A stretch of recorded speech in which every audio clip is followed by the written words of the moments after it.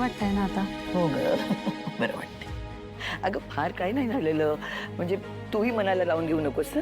अपघात होता ग तो. अगं खरं सांगू का, चूक ना माझीच होती. म्हणजे मीच असं पुढे पुढे करायला नको होतं. आणि मग बघ ना घसरले ना जिन्यावरनं. असं कसं? चूक हिचीच आहे. ही लक्ष ठेवून होती ना तुझ्यावर. दादा, आमचं चुकलं तर आम्हाला शिक्षा मिळते ना. मग आता हिची चूक झालीये तर हिला काय शिक्षा देणार आहे? अरे हिच्यामुळे आजीच्या जीवावर बेतलं असतं. दादा, तूच म्हणतोस ना न्याय सगळ्यांसाठी सारखा आहे म्हणून. आता तूच सांग, हिला काय शिक्षा मिळणार आहे?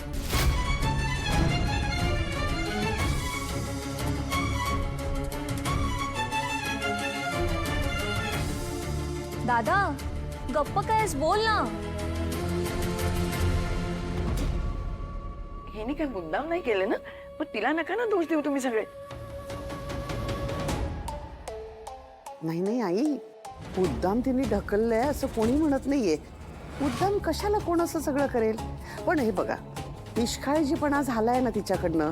आता एखाद्याने जबाबदारी घेतलीये तर ती नीट पार पाडायला नको का? ही चूक जर माझ्या अप्पीकडनं झाली असते ना तर फोडून काढली असते मी तिला. इतका निष्काळजीपणा कोण करेल? आता सॉरी समर्पण, स्वानंदीने काय तिची जबाबदारी पार पाडली नाही. असं काही नाहीये मल्लिका, माझी तब्येत माझीच जबाबदारी आहे. आणि अंशुमनच्या छोट्या छोट्या चुकांचा पाढा वाचायची गरज नाही आता. सगळ्यांना माहिती आहे ते. समरनी माफ केलं ना त्याला आतापर्यंत. खरं म्हटलं तर त्या चुकांना माफीच्या लायक नव्हत्या, पण तरीही त्यांनी माफ केलं ना. ती सगळं स्वानंदीला का मिळू नये? मुळात तिचं काही चुकलं नाहीये. पूर्ण वेळ ना माझ्याबरोबर होती ती, माझी काळजी घेत होती. 2 मिनिटासाठी गेली ती आतमध्ये फोन घ्यायला आणि मी पडले. आता ती काय करणार त्याला? आजी, अगं तेच, तिने फोन बरोबर ठेवायला हवा होता. अर्पिता, तू काय प्रत्येक सेकंदाला फोन जवळ ठेवतेस का तुझ्या? अगं झालं ते झालं.